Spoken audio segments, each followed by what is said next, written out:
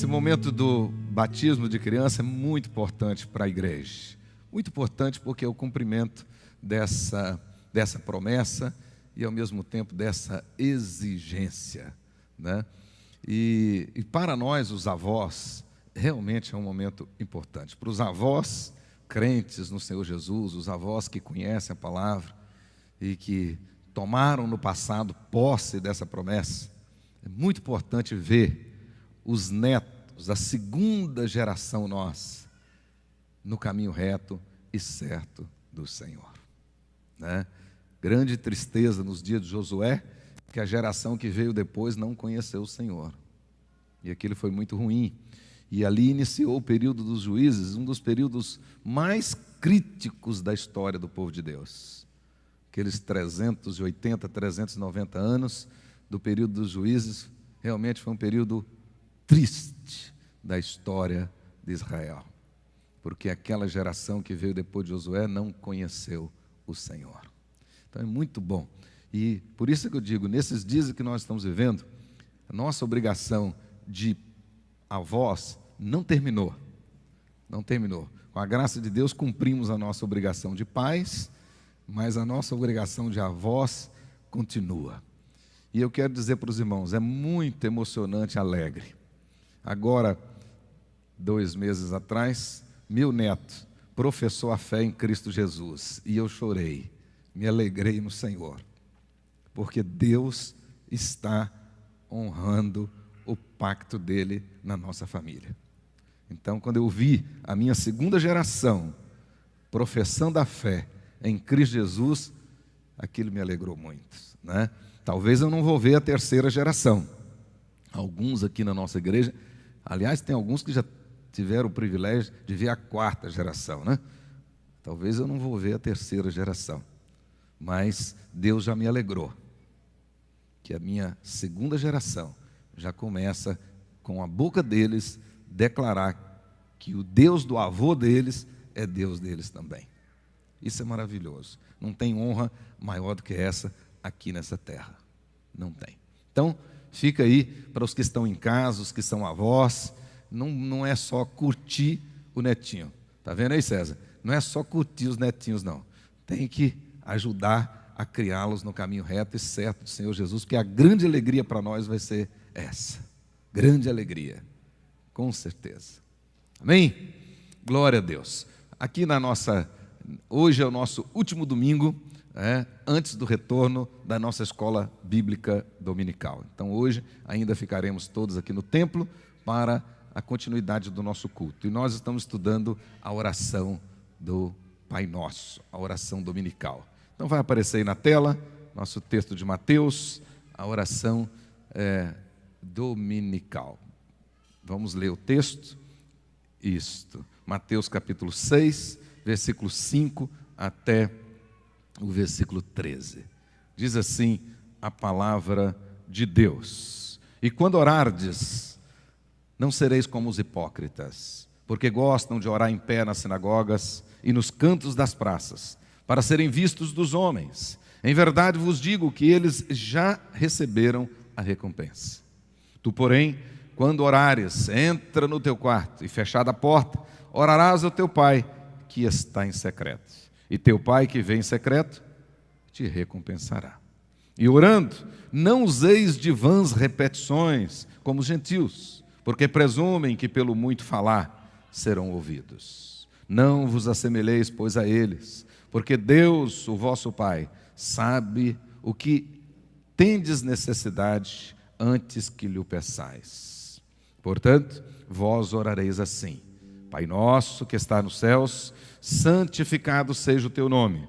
Venha o teu reino, faça-se a tua vontade, assim na terra como no céu. O pão nosso de cada dia dá-nos hoje, e perdoa-nos as nossas dívidas, assim como nós temos perdoado aos nossos devedores. E não nos deixeis cair em tentação, mas livra-nos do mal, pois teu é o reino, o poder e a glória para sempre. Amém. Vamos, em atitude de oração, acompanhar essa música, que é a mais bonita que eu achei no YouTube sobre o Pai Nosso. Vamos ver.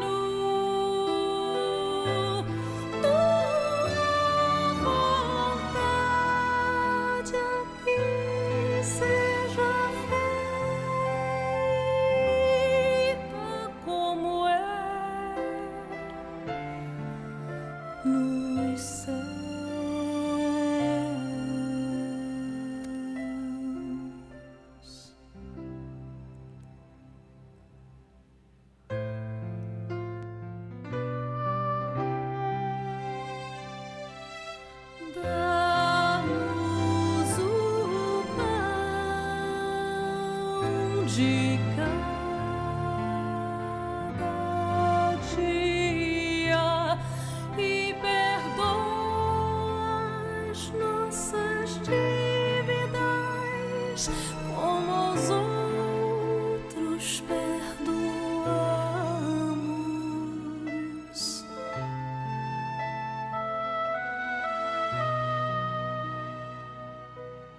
Não nos deixe cair em tentação, mas livra-nos do mal, pois teu é o reino, o poder e a glória para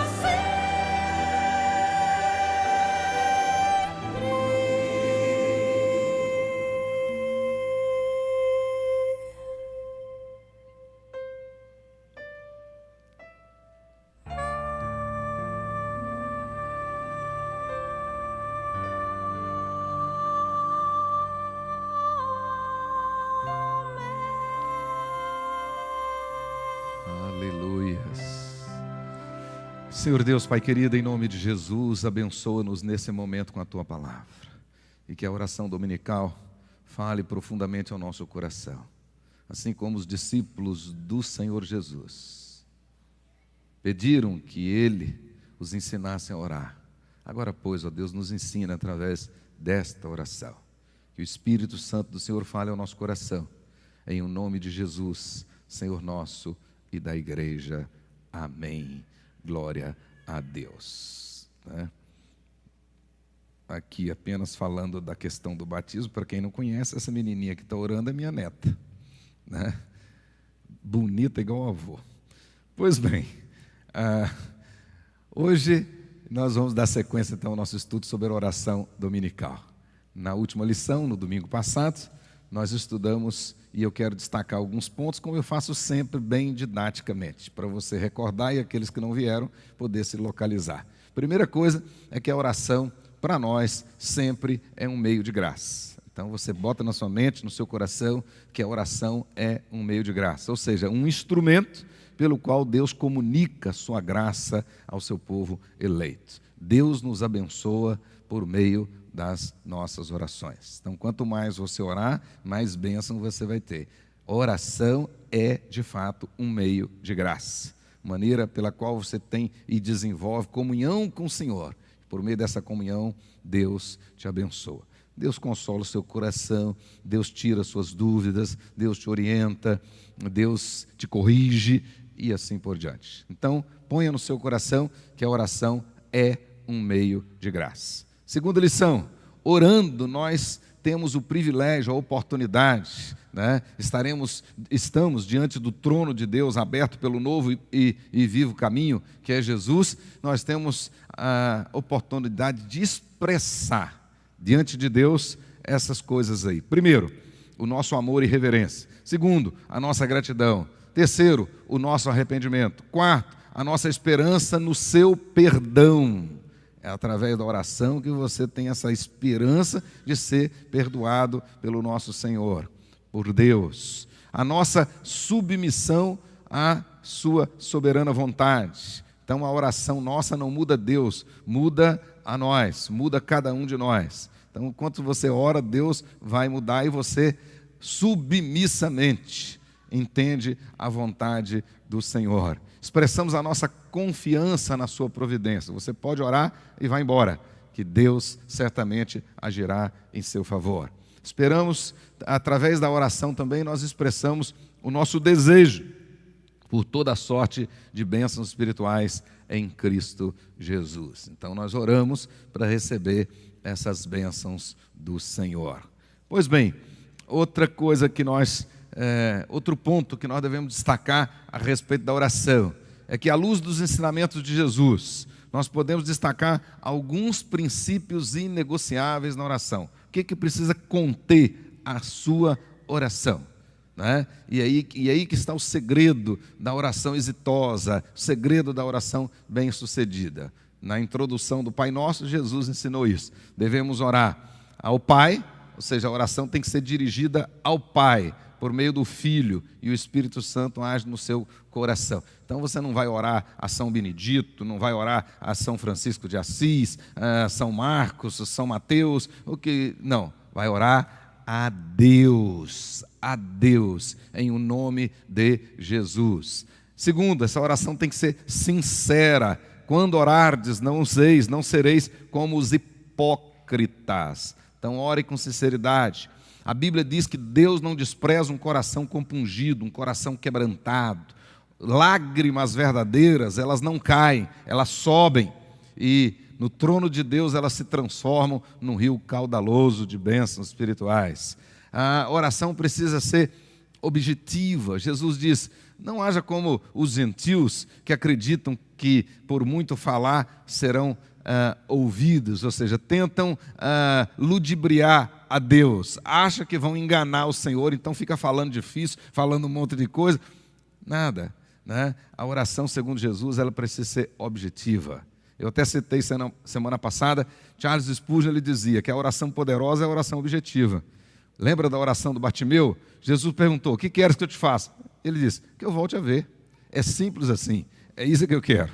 Eu quero voltar a ver. E Jesus disse, né, você está curado. E a Bíblia diz, imediatamente ele voltou a ver. Pois bem, a oração consciente, né? Tem determinadas orações, se você parar para pensar, nem você acredita nelas. Elas não têm lógica nem para você. Então, oração consciente. Jesus disse lá, claramente, o vosso Pai sabe o de que tendes necessidade antes mesmo que lhe peçais. Então você realmente precisa orar com essa consciência que Deus sonda os corações.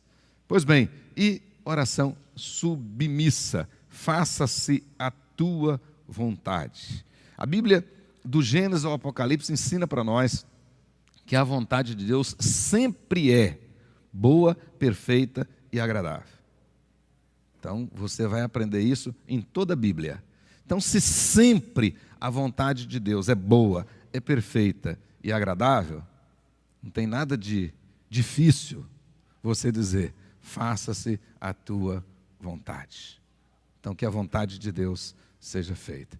Outro ponto que a gente precisa destacar da semana passada. 2 perguntas cruciais respondidas por Jesus na introdução e na conclusão, e que nós precisamos ter consciência delas. Primeiro, a quem devemos orar?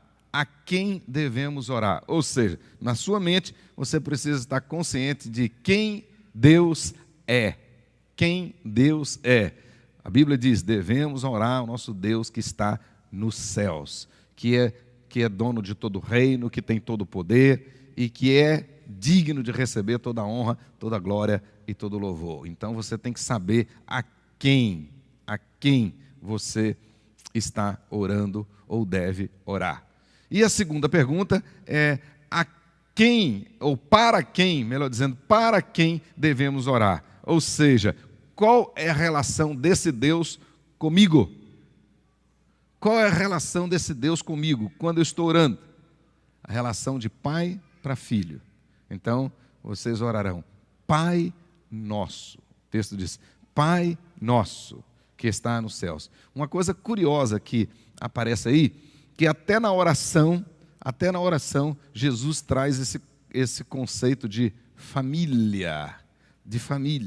Então, na mente de Deus, a família sempre foi, sempre será importante. Nós, os lavados no sangue de Jesus, somos a grande família de Deus. A grande família de Deus.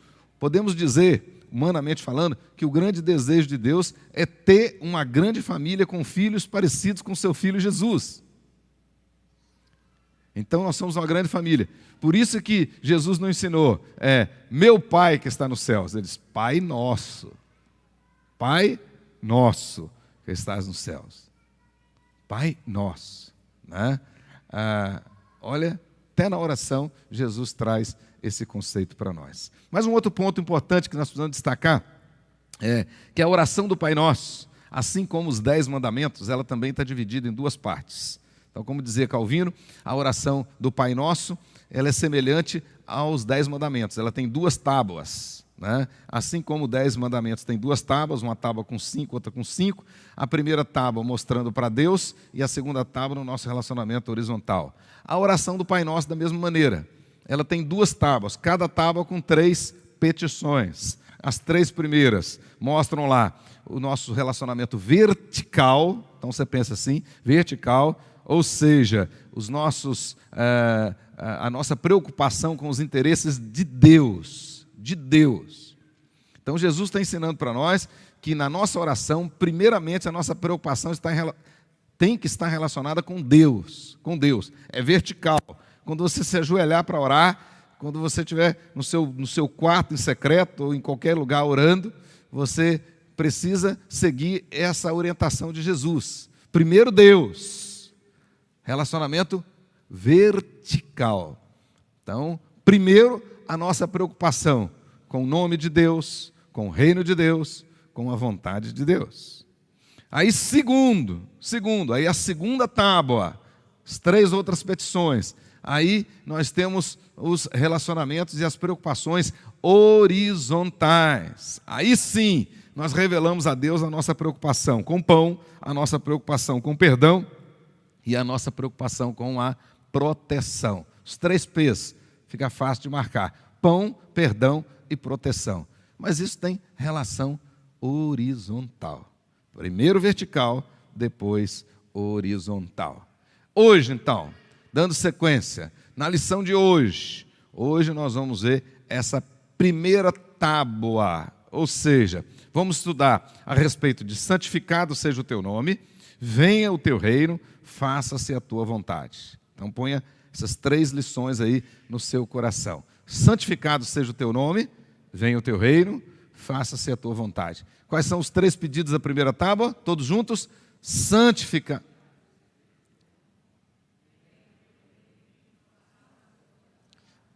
Aí, nesse tempo a gente dá até desculpa por causa da máscara, né? Eu não ouço bem a voz de vocês, mas eu acho que dá para sair um pouquinho mais forte. Quais são as 3 petições da primeira tábua?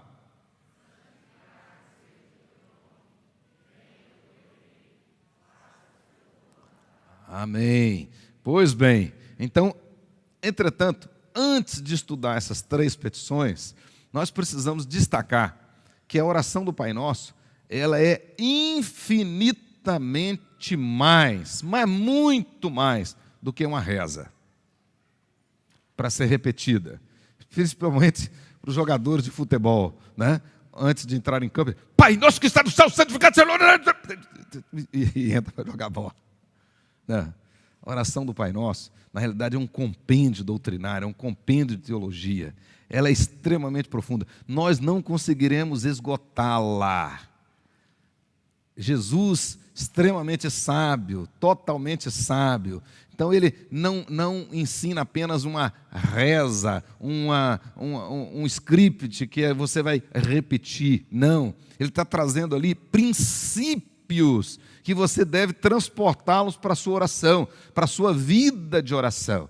Então, o que nós temos aqui é como se fosse um roteiro com princípios básicos que você precisa obedecê-los para ser bem-sucedido. Então, não é um roteiro para ser repetido, é para ser entendido, aprofundado e absorvido. Então, por exemplo, quando eu digo que a oração do Pai Nosso ela é um compêndio de teologia, assim como Mahatma Gandhi diz que o Sermão do Monte é a Bíblia em miniatura, na realidade, a oração do Pai Nosso é uma Bíblia numa miniatura menor ainda. Então você tem na oração do Pai Nosso todos os princípios. Observe bem alguns deles que eu destaquei aqui, né? Lá na oração do Pai Nosso, nós temos a respeito da redenção e da adoção. Então você quer estudar a doutrina da redenção, a doutrina da adoção. A oração do Pai Nosso, ela nos leva a isso, quando ela diz lá, né? Pai Nosso, Pai Nosso. Somente em Cristo podemos chamar Deus de Pai, porque em Jesus fomos feitos filhos de Deus. E agora eu vou falar bem baixinho para não agredir ninguém. Nem todas as pessoas que oram ou rezam o Pai Nosso, aquela oração, aquela reza tem sentido. Porque só pode chamar Deus de Pai verdadeiramente quem tem Jesus como Senhor e Salvador. Nessa oração, nós temos a doutrina da adoção. Adoção. Antes de você receber Jesus como Senhor e Salvador da sua vida, você está nas trevas. Você é filho da desobediência. O que está reservado para você é o castigo eterno. Por isso que a Bíblia diz que em Cristo Deus nos tirou do império das trevas e nos trouxe para o reino do seu amor, do Filho do seu amor. E nos fez agora filhos de Deus. Esse texto, claramente aí de João, capítulo 1, verso 12, diz que em Cristo nós somos feitos filhos de Deus. Então, aqueles sim, que nasceram de novo, que são lavados no sangue de Jesus, esses podem orar o Pai Nosso e podem chamar Deus de Pai. Podem chamar Deus de Pai. Esses podem dizer, Pai. Então a oração ensina isso para nós. A respeito da autoridade absoluta de Deus, né? O texto diz, a oração diz, que estás nos céus. O que Deus usou para consolar Isaías? Quando ele vai ao templo, Deus revelou para Isaías a sala do trono, a sala do controle, né? O que Deus usou para consolar João no Apocalipse, no tempo da perseguição? A Bíblia diz que Deus o transportou em espírito até o céu. Ele foi à sala do trono e ele viu. O que ele viu? A mesma coisa que Isaías. Deus assentado no alto e sublime trono, governando tudo e todos. A oração do Pai Nosso ensina para nós a autoridade absoluta de Deus. Na realidade, só Deus tem autoridade. Deus é a fonte de toda autoridade. Todas as criaturas que estão em posição de autoridade, essa autoridade é delegada. Delegada. Nenhuma criatura tem autoridade de si mesma. Nenhuma. Só Deus, que não é criatura, é o Criador. Então Ele é a fonte de toda autoridade. Então toda autoridade emana de Deus. Não do povo, de Deus. De Deus, né? Adoração, santificado seja o teu nome. Então nós temos uma bela doutrina na Bíblia e temos muitos livros bons escritos sobre a adoração. Adoração, bela doutrina da adoração. Adorar a Deus na beleza da sua santidade, adorar a Deus ontologicamente, ou seja, por causa do ser dele. Por que nós adoramos a Deus? Porque Ele é alto e sublime, porque Ele é poderoso, né? Porque Ele é santo, porque Ele é soberano, porque Ele é onipotente, Ele é onipresente, Ele é onisciente. Esse é o Deus que nós adoramos. Na oração a gente aprende isso. A soberania, o governo, né? Ele é dono de todo o reino e governa todas as coisas. Deus governa todo o universo e todas as suas criaturas e todas as ações dela. Nem um fio de cabelo cai da minha cabeça fora do controle do nosso Deus. Nada. Nem uma folha cai da árvore que Ele não tenha conhecimento. Nada. Como dizia Abraham Lincoln, Abraham Kuyper, não há 1 centímetro quadrado no universo inteiro que Jesus não aponta o dedo e diz, é meu. Eu sou dono, soberano, né? Até no inferno, Jesus manda lá no inferno. E é Ele que tem a chave, não é Satanás, não. Pois bem, a oração nos ensina isso. A oração nos ensina a doutrina da submissão, a doutrina da provisão, a doutrina do perdão, a doutrina da proteção de Deus. Olha, a doutrina da proteção de Deus, especialmente no livro dos Salmos, ela é poderosa. Quando você lê o livro dos Salmos, uma das coisas que você mais vai ver lá é a doutrina da proteção de Deus, é a destra do Senhor, é o salmista cantando a destra do Senhor, né? Que no Senhor ele tem alto refúgio, que Deus o protege, etc. Na experiência do Velho Testamento, a gente vê isso, né? Por exemplo, o texto que eu coloquei, Neemias capítulo 4, verso 6, naquele contexto lá dos Tobias, do Sambalá, da vida, que queria acabar com a obra deles, queria destruir a obra deles, estava perseguindo, etc. e tal. A Bíblia diz que Neemias orou e pediu a proteção do Senhor. Claramente, o Salmo 59, 16 e 17, o salmista está cantando aí que Deus é o seu refúgio, Deus é a sua proteção. Mas também a doutrina da libertação, né? Livra-nos do mal, livra-nos do mal, livra-nos. O mal aí é Satanás, Satanás é o maligno, né? Livra-nos dele, e é em Cristo Jesus, ele, Jesus, nos resgatou de lá, nos tirou, né? Nos tirou do poder dele, do tacão dele, da escravidão dele. E em Cristo nós temos a verdadeira liberdade. Então, conhecereis a verdade, e a verdade vos libertará. A verdade aí é Jesus, Jesus. Não é verdade falada por homens, pregada por homens, nada disso, é Jesus. Porque ele já tinha dito, eu sou a verdade, eu sou o caminho, eu sou a vida. Nos 3 casos, o artigo ali é definido. Artigo definido. Ele é a verdade. Tudo fora de Jesus é mentira. Tudo. Pode até ter cara de verdade. Pode até ser uma meia verdade. Mas como dizia Antônio Feijó, meia verdade é uma mentira inteira. Então, só em Cristo nós temos a verdadeira libertação. E por último, segurança. Segurança. Um detalhe que às vezes a gente, na oração do Pai Nosso, não para pensar. Mas ele diz, para sempre. Pois teu é o reino, o poder e a glória para sempre. Para sempre. Alguém que está aqui na igreja, ou que está me assistindo pela internet, pode dizer que o seu emprego é para sempre? Que os bens que você tem é para sempre? Você pode dizer que a sua saúde, que hoje é 100%, é maravilhosa, é para sempre? Não. Segundo Moisés, no Salmo 90, nessa dimensão, nessa relação nossa, nada é para sempre. Absolutamente nada. Tudo aqui é transitório e é passageiro. Mas ele diz lá no Salmo 90, mas Deus, de eternidade a eternidade, é Deus.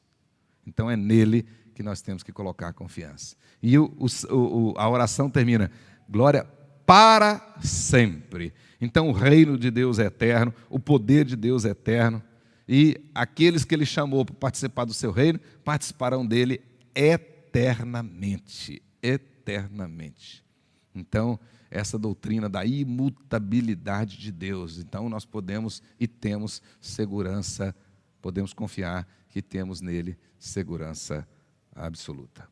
Pois bem, vamos ver então rapidinho as 3 primeiras petições, né? A ordem como Jesus ensina a orar é extremamente pedagógica, né? Jesus foi, sem dúvida alguma, o maior de todos os professores, grande pedagogo, e todos os ensinamentos dele são extremamente pedagógicos, inclusive quando ele parou para ensinar os discípulos a orarem, né? Porque ele fez essa oração, ele ensinou essa oração atendendo um pedido dos discípulos. Os discípulos chegaram para ele e disseram, Senhor, nos ensina a orar, assim como João Batista ensinava para os discípulos dele. E aí Jesus para com paciência e vai ensiná-los. E ele faz isso com uma maestria incomparável, extremamente pedagógica. Ele deixa claro, primeira coisa, que os interesses de Deus devem ser prioritários, em tudo na nossa vida, em tudo. Depois, as nossas necessidades. Jesus vai deixar claro para nós que o segredo da oração é começar com adoração, antes das nossas petições, antes das nossas necessidades. Adore ao Senhor. Nós invertemos isso, né? Nós invertemos isso.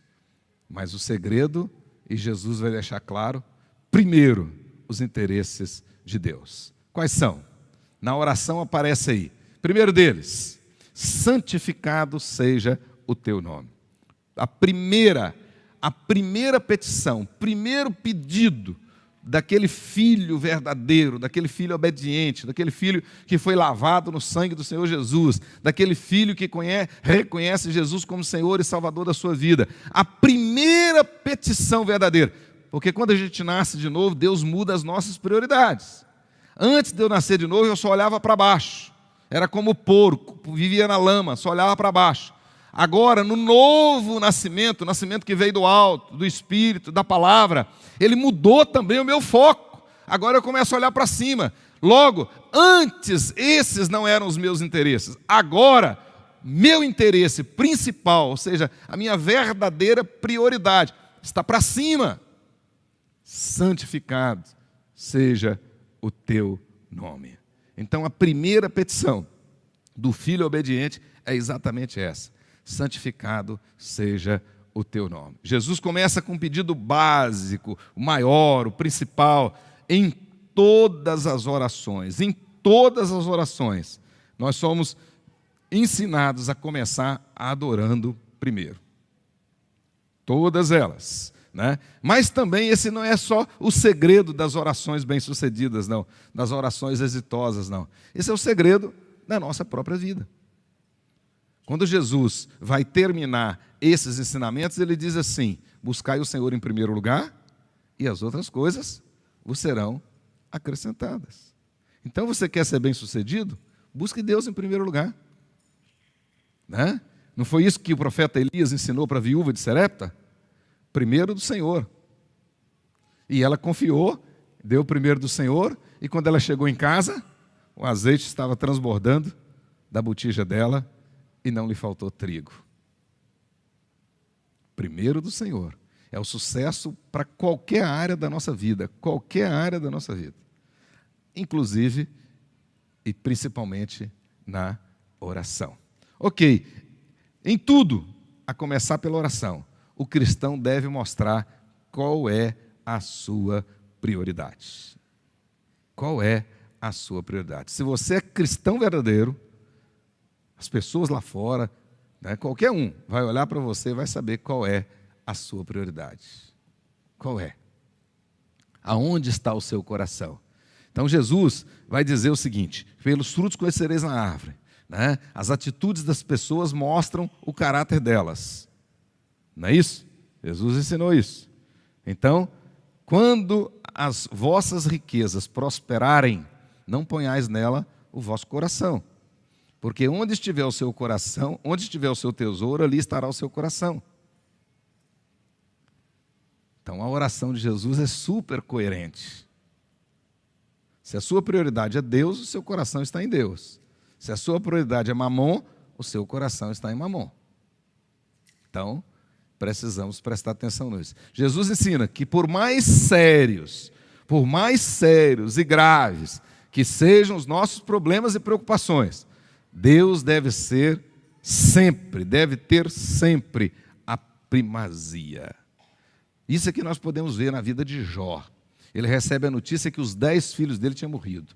Ele recebeu a notícia que as propriedades dele tinham pegado fogo, tinham destruído, estava falido, quebrado. Mas ao invés dele reclamar e arrancar os cabelos da cabeça, ele glorificou o Senhor, porque o coração dele estava no Senhor. A minha riqueza é o Senhor. Santificado seja o teu nome. Antes de tudo, é uma expressão de adoração. Portanto, antes de mencionarmos qualquer preocupação sobre nós, nós devemos adorá-lo. Adorá-lo. Então, aqui um complemento de ensinamento para vocês que estão aqui, os que estão nos assistindo.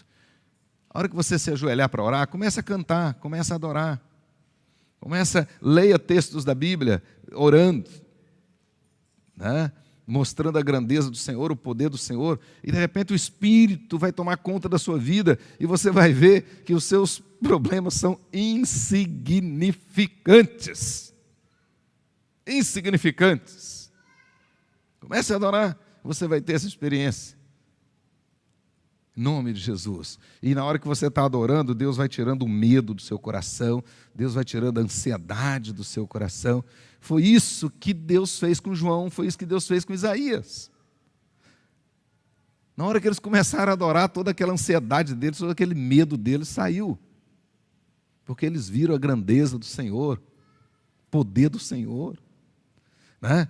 No caso de Eliseu, do profeta Eliseu, de repente, um dia de manhã, o jovem, né, o secretário dele, o rapaz que trabalhava com ele, o aprendiz de profeta, acorda mais cedo, e quando o rapaz chega no terreiro, no quintal, para o lado de fora, ele olha, vê o exército inimigo já tudo preparado lá para prender o profeta.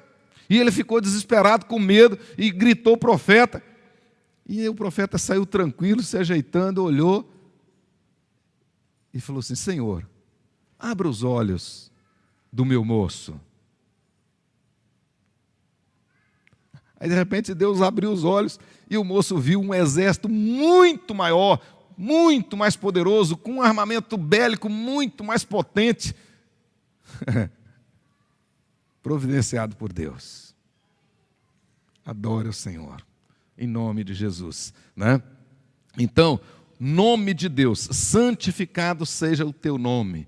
Nome de Deus, nome de Deus. Na Bíblia, normalmente significa a pessoa dele, o ser dele revelado.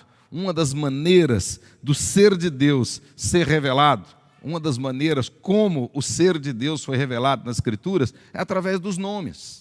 Então, os nomes de Deus que aparecem nas Escrituras, então Deus não tem um nome, Deus tem os nomes de Deus que aparecem na Bíblia, são maneiras de mostrar o caráter de Deus, de mostrar o ser de Deus.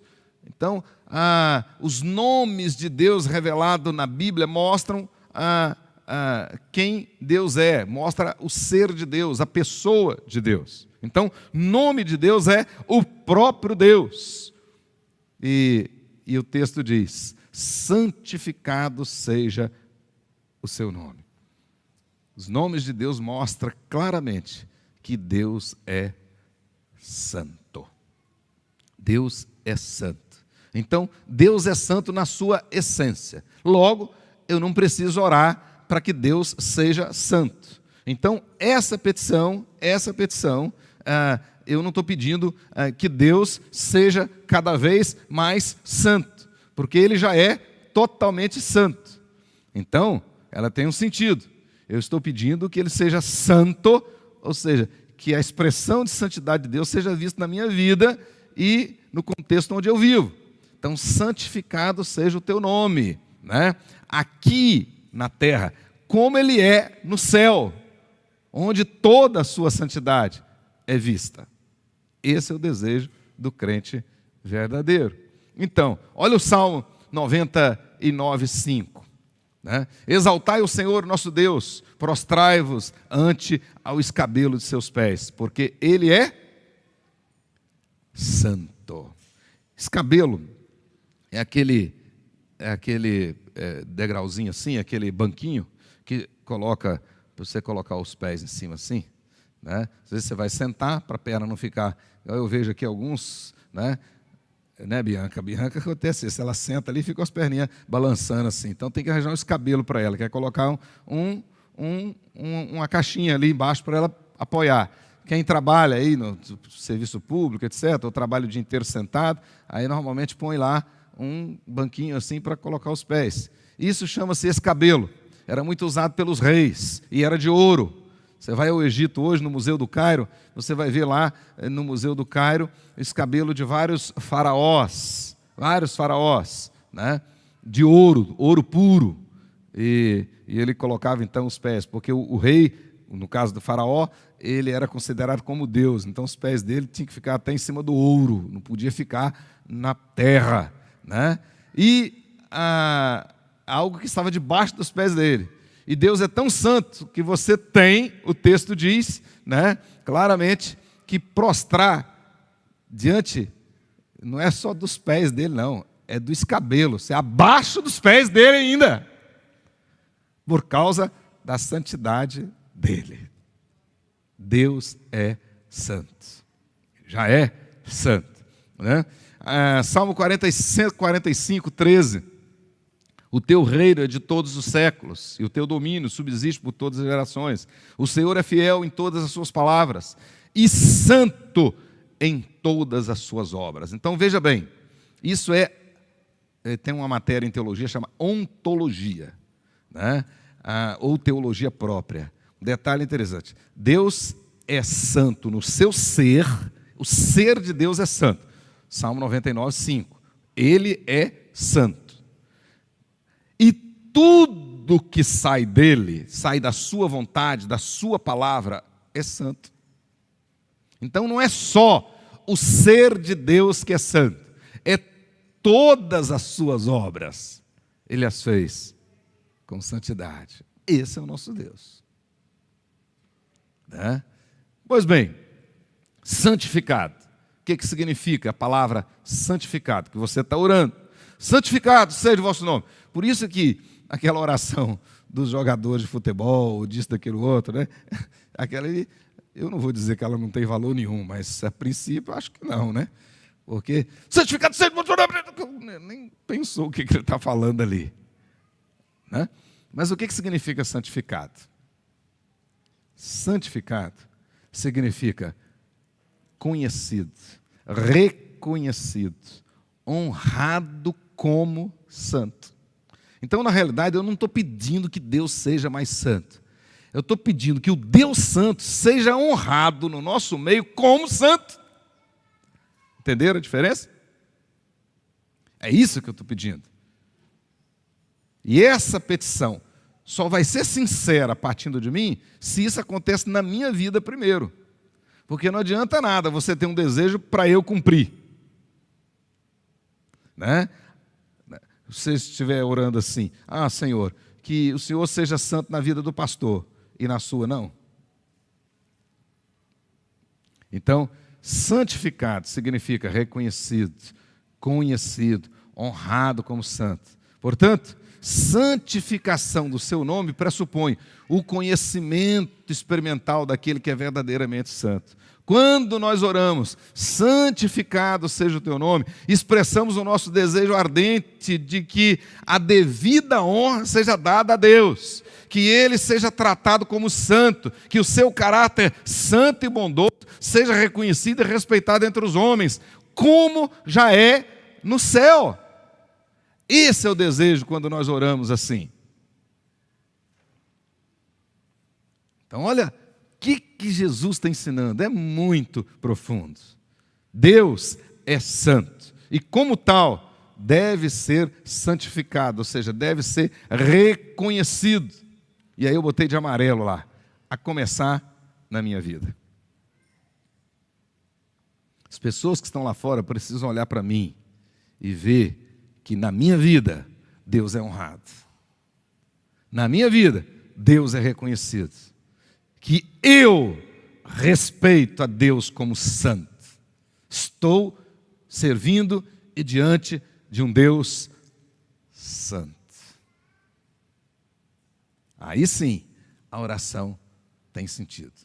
Senão é uma reza, é uma vã repetição. Não tem sentido. Né?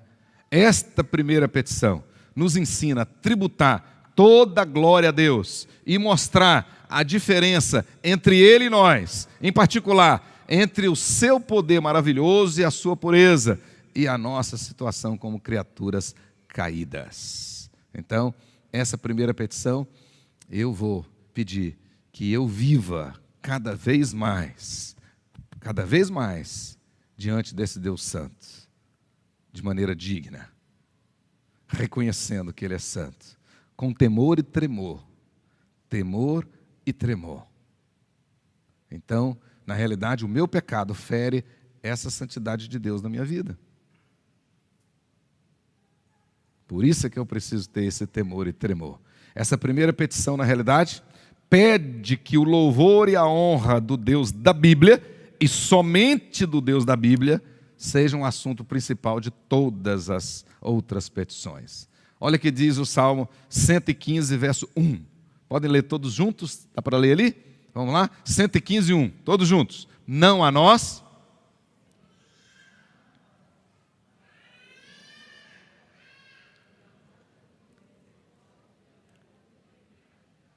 Amém. Antigamente nós cantávamos um corinho desse salmo. Não a nós, Senhor, não a nós, Senhor, mas ao teu nome da glória, por amor da tua misericórdia e da tua fidelidade. Não a nós, Senhor, mas a tua santidade. A segunda e a terceira petição para encerrar essa primeira tábua. Venha o teu reino, faça-se a tua vontade. Para facilitar o estudo, essas duas precisam ser estudadas juntas, porque na realidade nós chamamos essas duas petições de petições gêmeas. Gêmeas, né? São duas petições que na verdade é uma moeda com dois lados. Duas petições gêmeas. Venha o teu reino e faça-se a tua vontade, né? Não tem jeito do reino de Deus vir se a vontade dele não for feita. Se ele vier, a vontade dele tem que ser feita. Então, venha o teu reino, faça-se a tua vontade, assim na terra como no céu. Na realidade, não é a terra dando ordens para o céu, mas é o céu sendo modelo para a terra. Então, a tradução seria: faça-se a tua vontade na terra como ela já é feita no céu. No céu ela é feita na sua inteireza.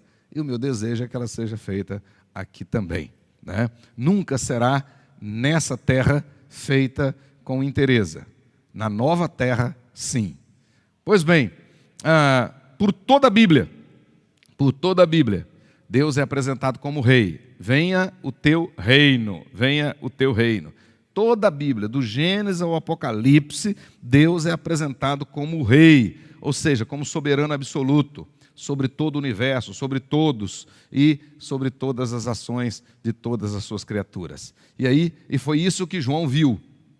João, capítulo 15, né, já terminando a sua visão lá do céu, né, que vai até o capítulo 16, do capítulo 4 ao 16, ele tem a visão da sala do trono, a visão no céu, né? Terminando tudo isso, olha o que Deus revela para ele, e é o que ele escreve, né? Vi como um mar de vidro mesclado de fogo, e os vencedores da besta, e a sua imagem, e do número do seu nome, que se achavam em pé no mar de vidro, tendo harpas de Deus, e entoavam o cântico de Moisés, servo de Deus, e o cântico do Cordeiro, dizendo... Nós cantamos esse cântico aqui também. Grandes são e admiráveis as suas obras, Senhor Deus Todo-Poderoso, justos e verdadeiros são os teus caminhos, ó Rei das nações. Quem não temerá e não glorificará o teu nome, ó Senhor? Pois só tu és santo. Por isso, todas as nações virão e adorarão diante de ti, porque os teus atos de justiça se fizeram manifestos.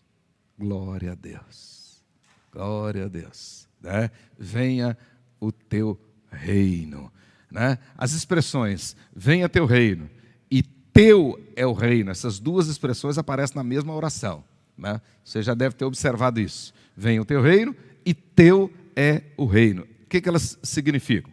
No primeiro caso, venha o teu reino, o sentido é de relacionamento redentor. Então, quando você está orando, venha o teu reino, você está falando de relacionamento redentor. Em outras palavras, você está falando da graça, você está falando de salvação. É nesse sentido, de salvação. Como é que o reino do Senhor vem hoje? Ele vem hoje nas vidas que aceitam Jesus como Senhor e Salvador. Então, hoje ele vem na expressão graça, graça, graça. Então, quando uma pessoa se converte, o reino de Deus veio a essa pessoa. Se você já se converteu, o reino de Deus, você já está no reino de Deus, o reino de Deus já está em você. Pois bem, no segundo sentido, teu é o reino. Refere-se ao domínio universal de Deus. Trata-se do reinado em um aspecto da criação. Geralmente em teologia nós vamos chamar então do domínio da providência do Senhor, né? Ou seja, controlando, dominando toda a sua criação. Orar pela vinda do reino, quando você ora, venha o teu reino, venha o teu reino. Orar pela vinda do reino, automática e conjuntamente, tem dois sentidos. Dois aspectos. Um presente e o outro futuro, ou seja, escatológico. O presente significa o reino se estabelecendo no coração de todos os eleitos. O reino se estabelecendo no coração de todos os eleitos. À medida que o eleito vai se convertendo, o reino vai se expandindo, vai crescendo. Então, hoje, investir no reino é investir em evangelização, em missões, para que os eleitos vão se convertendo e o reino vai expandindo. É nesse sentido. Primeiro sentido de orar: venha o teu reino. Ou seja, o governo, a vontade perfeita do Senhor se estabelecendo na vida daqueles que vão se convertendo. Ok? Então, o reino existe hoje aonde as pessoas declaram Jesus como Senhor e Salvador da sua vida. Então você que está aqui, os que estão em casa, se você declara Jesus como Senhor e Salvador da sua vida, o reino existe em você. Nesse sentido, nós oramos: venha o teu reino. Mas também, conjuntamente, automaticamente, a oração tem um sentido escatológico. Ela tem um sentido escatológico. Ou seja, significa o estabelecimento completo, definitivo do reino, na manifestação gloriosa do nosso Senhor e Salvador, Jesus Cristo, na sua segunda vinda. Então, quando Jesus voltar, quando da manifestação gloriosa do nosso Redentor, Jesus Cristo, aí sim, nós teremos o estabelecimento definitivo do reino de Deus. Aí nós teremos novos céus, nova terra, o reino, de fato, do nosso Deus. Pois bem, então orar, venha o teu reino, é profundamente desafiador, visto que fazer essa petição com sinceridade no coração significa oferecer-se a Deus para ser instrumento de resposta da sua própria oração. Quando você ora, venha o teu reino, nós temos aqui um desafio evangelístico, um desafio missionário. Porque não adianta você orar e não pregar para ninguém. Não adianta você orar, venha o teu reino, não distribui nenhum folheto, não dá testemunho. Aí não vai vir o reino. Então, quando você ora, Deus está fazendo de você mesmo, né, um instrumento para a resposta da sua oração. Porque se uma pessoa se converter, o reino veio para aquela pessoa. Né? E ao mesmo tempo, você, como Pedro ensina, você está orando, desejando a vinda de Jesus Cristo. Então, o estabelecimento total do reino de Deus. Né? Então, nós temos nessa petição, nessas duas últimas petições, nós temos a submissão e a evangelização. Seja feita a tua vontade. Né? Eu não posso pedir, sinceramente, que a vontade de Deus seja feita sem negar a mim mesmo. Hoje eu posso dizer isso com muita tranquilidade. Orar a oração do Pai Nosso, com sinceridade, significa você dizer, por mais desejo, né, que os pais que estão aqui tenham que o seu filho se forme em medicina, ou se forme em direito, ou se forme em mecatrônica, etc, etc. Mas orar dessa maneira, e quando você termina falando, faça-se a tua vontade, você está dizendo assim, Senhor, se eu quiser levar meu filho para ser missionário, se eu quiser levar minha filha para ser missionária, inclusive para servir no Afeganistão, seja feita a tua vontade. Porque o meu desejo é que o seu reino venha. Olha como é que é. Às vezes, até nós, evangélicos, estamos rezando e não orando. Entendeu o que eu quis dizer? Essa é a questão. É isso que Jesus estava ensinando. Se a prioridade é o reino de Deus, então a obra missionária evangelística é a grande prioridade. Não tem nada de errado eu desejar que meu filho seja médico, que a minha filha seja juíza, etc, etc, etc. Não, tem nada de errado. Mas e se Deus a chamá-la para ser missionária? Eu vou ficar triste?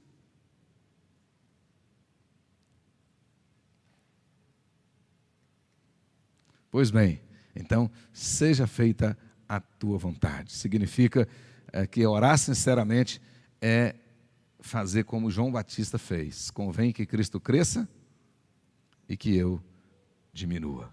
E eu quero encerrar fazendo uma observação. Né?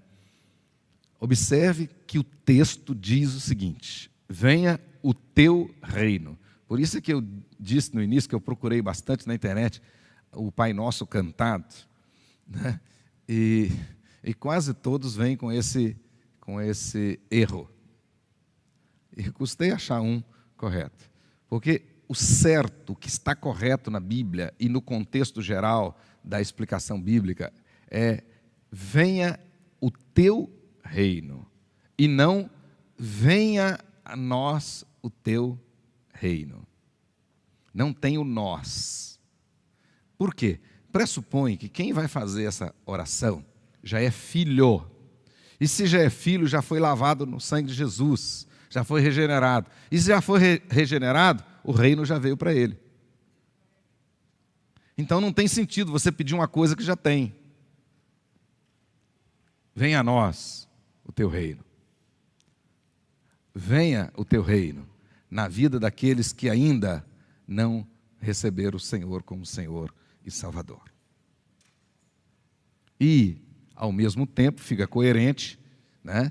Venha Jesus para estabelecer o reino definitivo. Então, o reino chegou com Jesus e em Jesus o reinado se estabelecerá. Esta é a frase que resume tudo isso que eu falei. O reino chegou em Jesus. Então, no momento que você recebeu Jesus, o reino chegou na sua vida. E o reinado se estabelecerá na volta dele. Porque quando Jesus voltar agora, ele não vai voltar mais como profeta e nem como sacerdote. Ele não vai voltar para salvar ninguém mais. Ele vai voltar agora como rei, vai voltar para julgar, para sentar no trono e separar os cabritos das ovelhas. É isso que ele vai voltar. Então, o certo é: venha o teu reino, faça-se a tua vontade, na terra como já é feita no céu. E aí nós podemos concluir lembrando de domingo passado, né? A oração nos faz mais obediente, mais confiante. A oração nos faz ter uma vida cristã abundante. A oração nos faz ter uma vida cristã vitoriosa. E Jesus vai encerrar essa parte do Sermão do Monte, lá no versículo 33, mostrando isso que ele acabou de nos ensinar com a primeira tábua da oração. Busquem em primeiro lugar o reino de Deus e a sua justiça, e todas essas coisas vos serão acrescentadas: o pão, o perdão e a proteção. Busquem o Senhor em primeiro lugar. Faça a sua oração em nome de Jesus.